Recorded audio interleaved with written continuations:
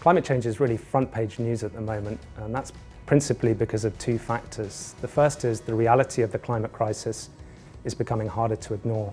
We're seeing increased physical manifestations of climate change globally, whether that's through Arctic ice melt or more extreme weather events. The second factor is that we're seeing a revolution in the economics of green and clean technology. We're seeing significant and ongoing falls in the cost of many green technologies, such as offshore wind generation or battery storage. We need to simultaneously decarbonize our economies and societies and adapt to the increasing physical manifestations of climate change. Within climate change, we have 5 sub-themes. We split these into 2 principal elements. The first is mitigation.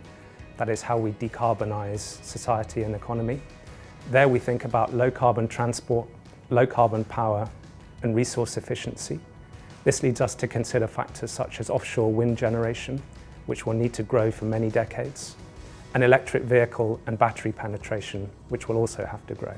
The second element is adaptation, and there we think about buildings and infrastructure and environmental resources.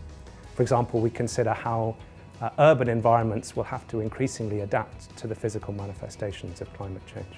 So when we consider climate change, not only do we consider the investment opportunities that are presented, but we also have to think about the investment risks. So there we think about how the risks of mitigation and adaptation might influence the ability of companies to generate sustainable returns over the long term. The Saracen and Partners Climate Pledge commits us to align our activities with the Paris Climate Accord.